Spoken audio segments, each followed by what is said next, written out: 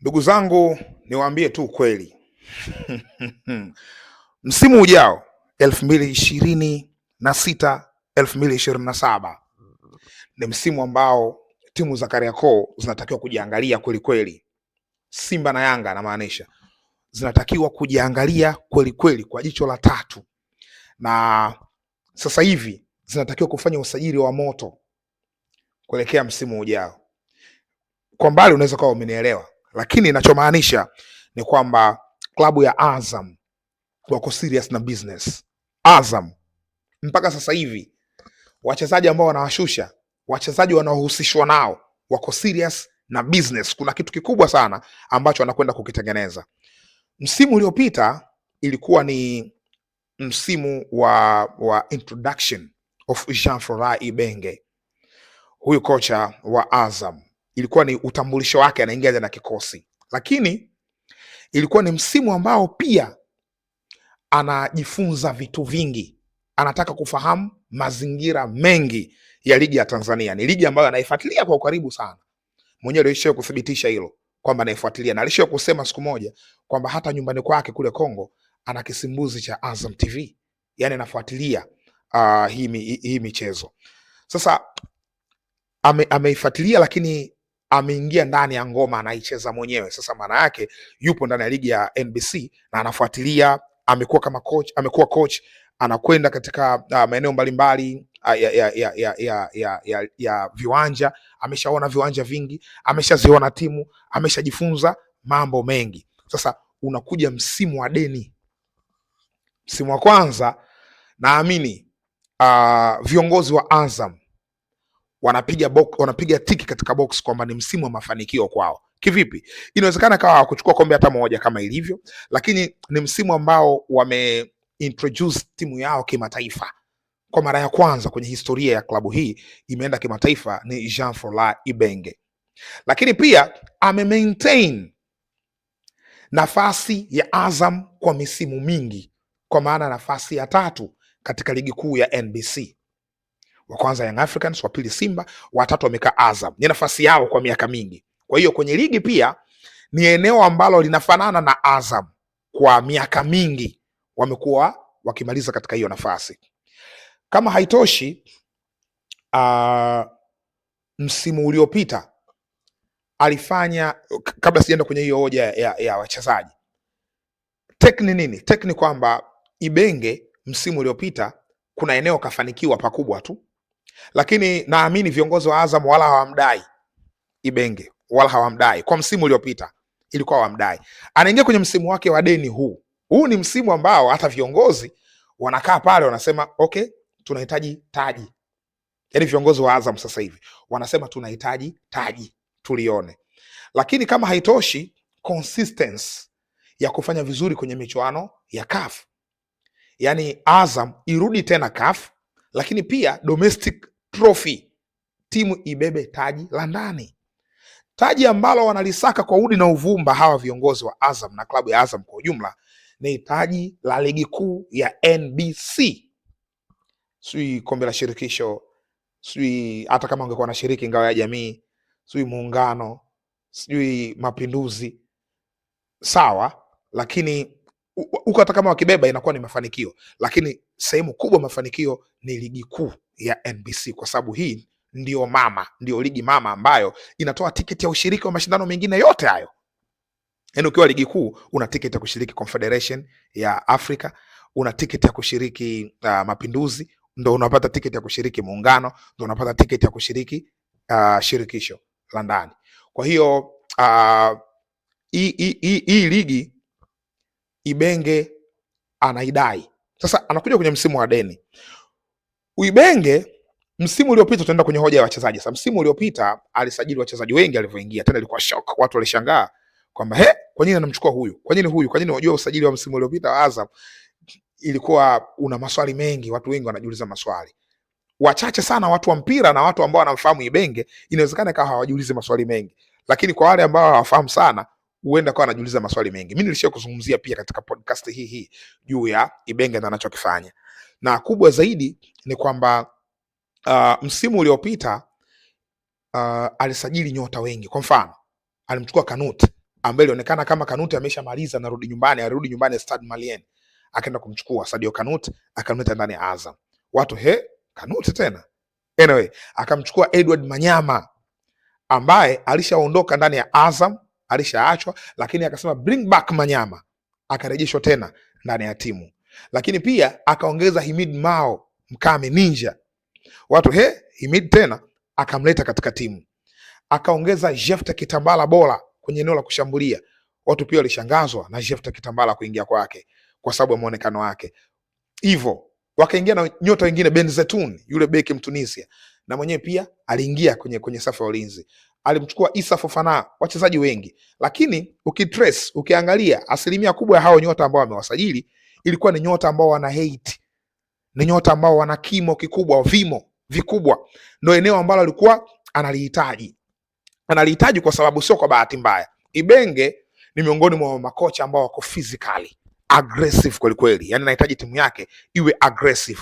Na hiyo sio kwa bahati mbaya. Hapana. Mpira wa kileo unahitaji aggressiveness, yani wachezaji wawe na nguvu, wawe powerful, energetic enough.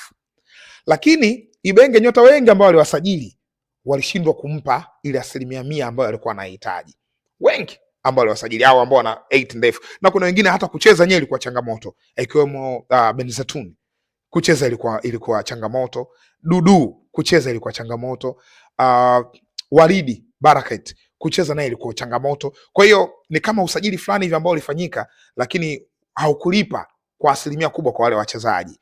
Najua ilikuwa tu ndo season yake ya kwanza. Sasa season hii ametulia kweli kweli, anasajili wachezaji, lakini wachezaji wake anaosajili bado anazingatia hate, anazingatia vimo, wanahusishwa na nyota wengi.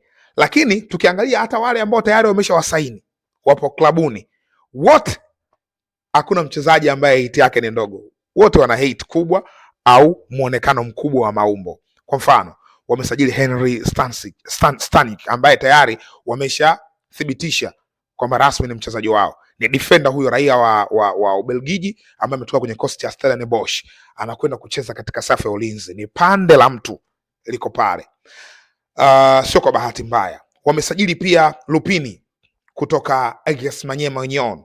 Lupini ambaye anaweza kumudu nafasi mbili, ana uwezo wa kucheza kama fullback, ana uwezo wa kucheza kama center back. Hata akiwa Maniema, kipindi ambacho Ozendo mbele alikuwa anapata injury, ilikuwa analazimika kuja kati na pembeni anakwenda kucheza mtu mwingine.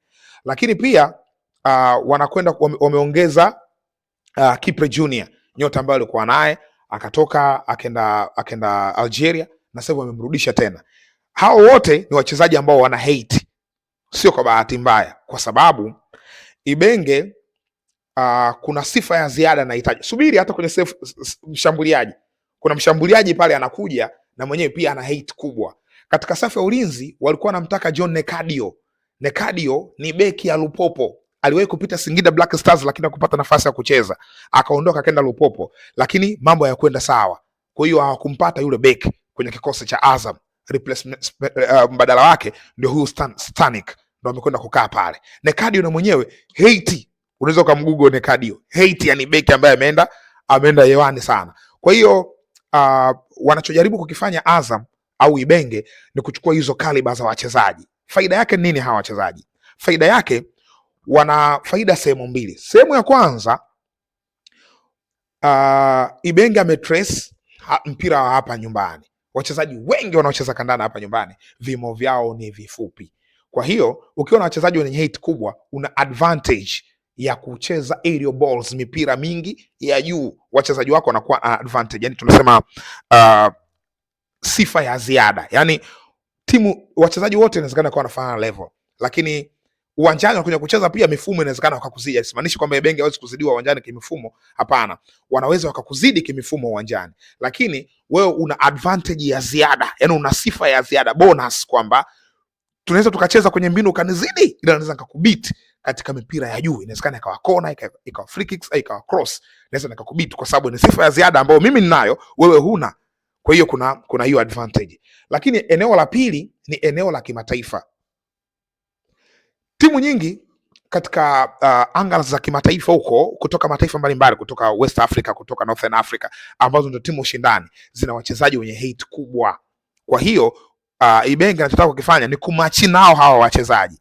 Alicheza na timu kutoka of course Wydad Casablanca msimu uliopita. Kuna wachezaji walikuwa na 8 kubwa kuliko yeye, akina Joseph Bakasu wao 8 zao. Unaona kabisa kwamba kama unakuwa na wachezaji wenye maumbo madogo wanazidiwa kwenye ile aggressiveness, kwenye zile bato za kugombania mipira, ni changamoto. Lakini Ibenge anahitaji kurudi Afrika na kwenda kuperform, sio tu kurudi, kwenda kufanya vizuri huko Afrika. So analazimika kuchukua wachezaji ambao wana hate nzuri, ambao wanaweza kumpambania. Na hata kipindi ambacho yupo Vita Club, kama tunakumbuka Vita Club walicheza hapa na Simba 2018-19 ya CAF Champions League. Simba anamtoa Vita Club, kocha ni Ibenge. Ibenge alikuwa na wachezaji wengi ambao 8 zao ziko juu. Anza pale kwenye safu ya ulinzi, utamuona pale kuna jitu moja hivi linaitwa Botuli Bompunga, bonge moja la dume limeenda juu hivi, ndio lilikuwa linacheza pale. Lakini alikuwa na Fabrice Ngoma Luamba, alikuwa na Jean-Marc Makusu Mundele, alikuwa na Jeremia Mumbele, alikuwa na Makwekwe Kupa, alikuwa na France Kazadi Kasendu. Ni wachezaji ambao hate zinaridhisha. Wengine kama sio hate basi aggressiveness, yani ule muonekano. Akina Hatuba mionekano yao inakuwa mikubwa, na sio tu hapo, hata kipindi cha kina nyuma ya hapo wamepita kina Yusufu Dayo kutoka Burkina Faso, Vita Club akicheza naye mpaka finali ya 2014 Vita Club dhidi ya Entente Setif. Dayo ndo yuko pale nyuma pale, bonge moja la mtu. So namuelewa Ibenge kwa kitu ambacho anakifanya. Sasa quality ambayo anaitengeneza, squad ambayo anakwenda kuitengeneza, naamini Ibenge anakwenda kutengeneza timu hatari. Iko ndio kitu ambacho naamini. So tusishangae msimu ujao Azam wakiondoka na ubingwa. Inawezekana ikawa ligi kuu, inawezekana ikawa michuano mbalimbali ambao wanaishiriki, lakini msimu unaokuja ni msimu wa Ibenge kuondoka na kitu katika ligi. Yani naamini kuna kitu anaondoka nacho katika msimu huo. Nikisema ligi ni ligi kuu, katika msimu huo wa mashindano kuna kitu ataondoka nacho. Tusubiri, mimi niko hapa naweza kukuthibitishia hilo jambo, lakini muda unakwenda kuamua zaidi. Tusubiri kuona mambo yatakuwa vipi. Je, wewe kwa mtazamo wako kwa hiki nilichokielezea, na unaona usajili wa Azam unavyoendelea na nyota ambao wanahusishwa nao, unaona Azam wakaenda kubeba ubingwa msimu ujao? Niandikie hapo katika comment section. Usisahau kusubscribe Mzinga Sports.